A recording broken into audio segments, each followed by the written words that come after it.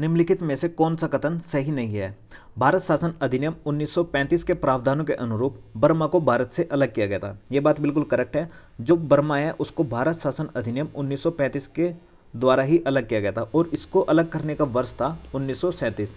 यानी कि जो भारत शासन अधिनियम 1935 आया था उसमें ऐसा कहा गया था कि बर्मा को भारत से अलग किया गया जाएगा और वो वर्ष था 1937। आज के समय पर जो म्यांमार है उसी को पहले बर्मा के नाम से जाना जाता था। उसकी राजधानी आज के समय पर क्या है? नेपिता।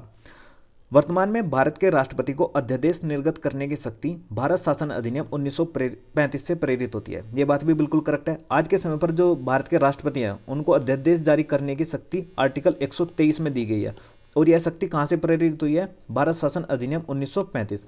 आप देखोगे कि जो हमारा संविधान है ना उसमें जो सबसे ज़्यादा प्रभाव पड़ा है वो भारत शासन अधिनियम 1935 से ही पड़ा है। बहुत सारे प्रावधान ऐसे हुए हैं जो हमने डायरेक्टली कहाँ से लिए हैं? भारत शासन अधिनियम 1935 से लिया है अपने संविधान के अंतर्गत। राष्ट्रपति को अध्यादेश जारी करने की शक्ति जो है वो 123 के अकॉर्डिंग है। अगर मैं वहीं राज्य के राज्यपाल की बात करता हूँ तो उसको आर्टिकल 213 के अकॉर्डिंग यह अध्यादेश जारी करने की शक्ति है। नेक्स्ट है, भारत शासन अधिनियम 1935 में भारत के लिए एक लिखित संविधान का प्रावधान किया गया था। देखो ये बात गलत है क्योंकि भारतीयों के लिए एक लिखित संविधान का जो प्रावधान किया गया था ना वो क्रिप्स मिशन के आधार पर किया गया था। क्रिप्स मिशन भारत में क्रिप्स मिशन जब भारत में आया उसने बताया था कि भारतीयों के लिए एक लिखित संविधान होगा और उसका सबसे मतलब एक तरीके से जिक्र जो किया था वो क्रिप्स मिशन के अंतर्गत आया था जब वह 1942 ईस्वी में आया था। उसके बाद नेक्स्ट ऑप्शन है, भारत शासन अधिनियम 1935 में पहली बार प्रांतीय स्तर पर द्विसदनीय विधानमंडल की स्थापना की गई थी। बिल्कुल सही बात है। अच्छा एक बात याद रखना, एक होता है द्वैध शासन। जो द्वैध शासन की प्रांतीय स्तर पर स्टार्टिंग हुई थी ना वो 1919 में हुई थी। 1919 में प्रांतीय स्तर पर जो द्वैध शासन की स्टार्टिंग हुई थी और केंद्र में हुई थी 1935 ईस्वी में। ठीक है, नेक्स्ट क्वेश्चन, संविधान सभा के विषय में निम्नलिखित में से कौन सा कथन सत्य है? इसकी रचना कैबिनेट मिशन के प्रस्ताव पर आधारित थी। बिल्कुल सही बात है। देखो ब्रिटेन के अंदर एक कैबिनेट मिशन की स्थापना की जाती है। इसको एक काम दिया जाता है कि आप भारत में जाइए और भारत के अंतर्गत एक संविधान सभा का निर्माण कीजिए ताकि जो संविधान सभा है ये क्या कर सके? भारतीयों के लिए एक संविधान लिख सके। इस कैबिनेट मिशन के अंतर्गत 3 सदस्य थे, सर स्टेफर्ड क्रिप्स, एवी अलेक्जेंडर व लॉर्ड पथिक लॉरेंस। जब यह ब्रिटेन में बना था तो यह भारत में आया था। उसके बाद तो भारत में इसकी डेट पूछी जाती है, बहुत इंपॉर्टेंट। 24 मार्च 1946 ईस्वी को यह मिशन दिल्ली में पहुंचता है और दिल्ली में पहुंचने के बाद में यह इंडियन नेशनल बहुत सारी देश की छोटे मोटे दल व पार्टी होती है उन सभी को सजेशन देता है। तो ये क्या करता है कि संविधान सभा की स्थापना करते हैं यहाँ पर। नेक्स्ट है, इसके सदस्यों का चुनाव सीमित मत अधिकार के आधार पर किया गया था। बिल्कुल करेक्ट बात है। अब देखो कैबिनेट मिशन आया भारत के अंतर्गत, उसने संविधान सभा की स्थापना करनी है तो इसके सदस्यों का चुनाव भी करना होगा। तो इसके सदस्यों का जो चुनाव किया गया था ना वो सीमित मत अधिकार के आधार पर किया गया था। और जो ये सीमित मत अधिकार का जो कंसेप्ट है ना ये भारत शासन अधिनियम 1935 से ही लिया गया है। भारत शासन अधिनियम 1935 में कहा गया था कि जो लोग कर देते हैं या फिर जिनके पास संपत्ति है या जो लोग शिक्षित हैं वही लोग क्या करेंगे? केवल वोट कर सकते हैं। ऐसा अधिकार कहाँ दिया गया था? भारत शासन अधिनियम 1935 में दिया गया था। यानी कि जो लोग टैक्स पे करते हैं, जिनके पास प्रॉपर्टी है, जो लोग एजुकेटेड है, जो ये तीनों की तीनों क्वालिफिकेशंस रखते हैं वो क्या करेंगे? सीमित मत अधिकार के आधार पर संविधान सभा के सदस्यों को चुनाव करेंगे।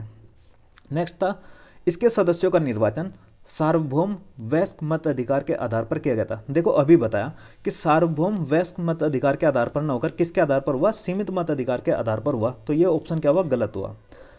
यह एक बहुदलीय निकाय थी। बिल्कुल सही बात है। देखो उस समय पर भारत के अंतर्गत बहुत सारी छोटी व बड़ी पार्टी थी, जैसे कि आप देखोगे इंडियन नेशनल कांग्रेस या फिर मुस्लिम लीग के सदस्य थे या फिर छोटे बड़े अन्य दल भी थे उस समय पर जिन्होंने क्या करा था? संविधान सभा के निर्माण में भूमिका निभाई थी। जैसे कि कुछ पार्टी थी, कृषक प्रजा पार्टी भी थी, कम्युनिस्ट पार्टी थी।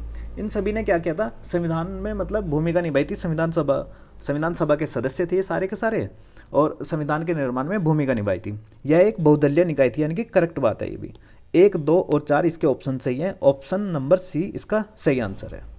नेक्स्ट है, निम्नलिखित कथनों में से कौन सा कथन असत्य है? संविधान सभा ने अनेक समितियों के माध्यम से कार्य किया। बिल्कुल करेक्ट बात है। देखो जो हमारी संविधान सभा है उसमें बहुत सारी छोटी व बड़ी पार्टियां थी, उन्होंने सबने मिलकर संविधान सभा के निर्माण में भूमिका निभाई है।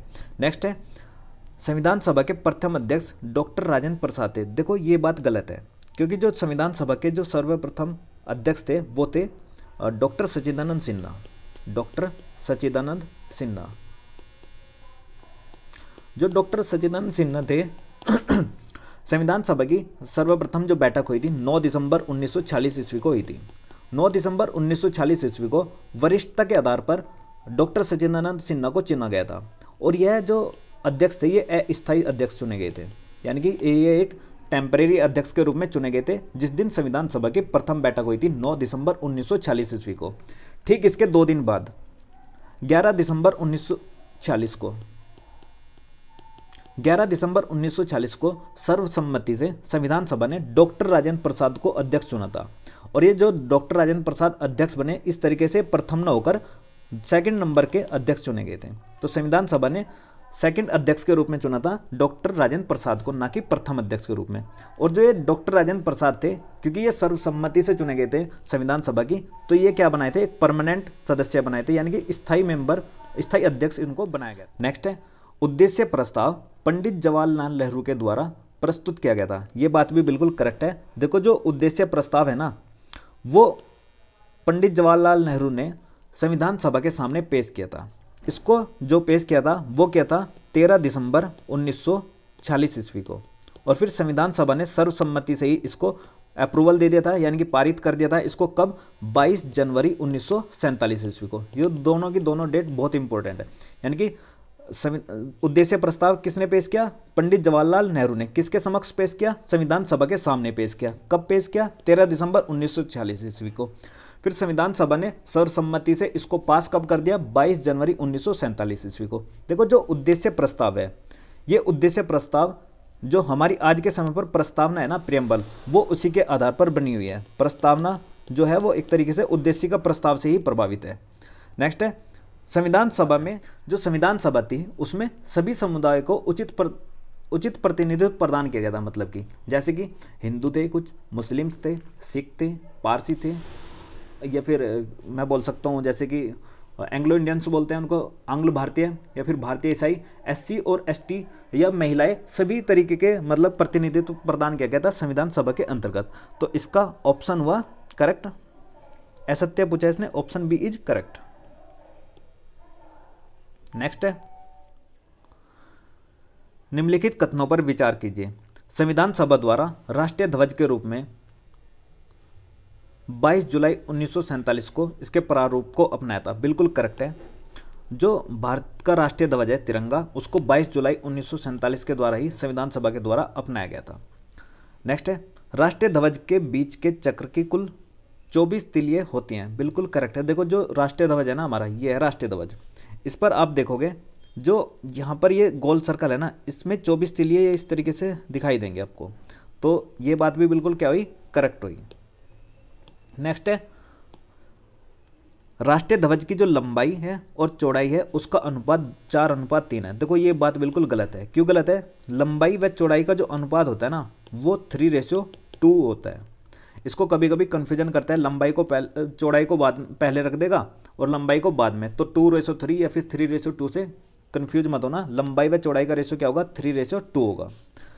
नेक्स्ट यानी कि ऑप्शन 3 क्या होगा, गलत हो गया। तो इसका राइट आंसर क्या हुआ, केवल 1 और 2। नेक्स्ट है, निम्नलिखित में से कौन सा कथन असत्य है। संविधान बनने में 2 वर्ष 11 महीने 18 दिन का समय लगा। बिल्कुल करेक्ट बात है ये भी।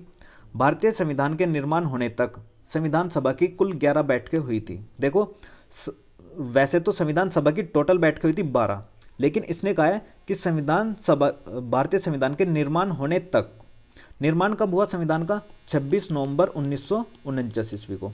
तो 26 नवंबर 1949 तक संविधान सभा की 11 बैठकें हुई थी, और जो 12वीं बैठक हुई थी वो हुई थी 24 जनवरी 1950 ईस्वी को।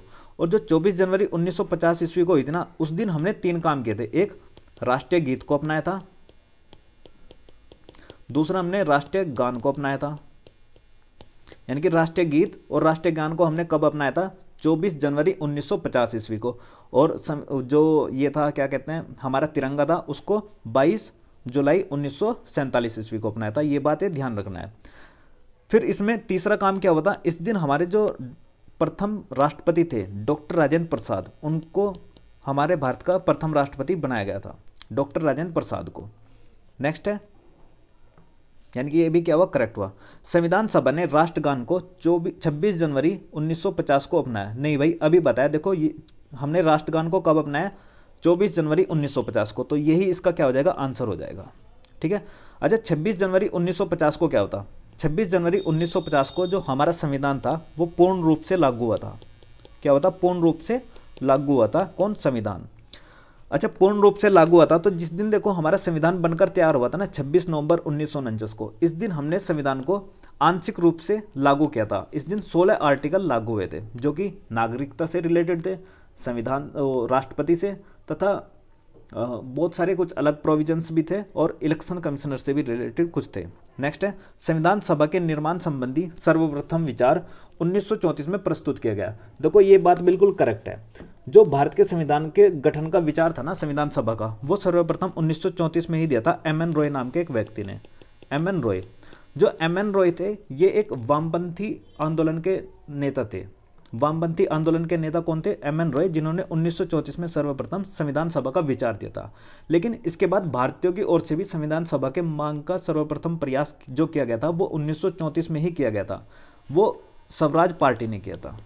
किसने किया था, स्वराज पार्टी ने, यानी कि वामपंथी आंदोलन के नेता ने एम एन रॉय ने किया था 1934 में। फिर इनके बाद में जो भारतीयों की ओर से किया गया संविधान सभा के निर्माण का डिमांड का काम, वो स्वराज पार्टी ने किया।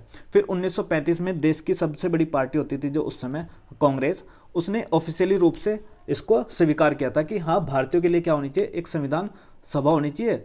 एक आधिकारिक रूप से संविधान सभा के गठन की मांग ब्रिटिशर्स के सामने इंडियन नेशनल कांग्रेस ने की थी। तो ये था इस वीडियो का एंड। अगर ये आपको वीडियो अच्छी लगती है तो इसको लाइक कीजिए, अपने दोस्तों को शेयर कीजिए और चैनल को सब्सक्राइब कीजिए। Thank you.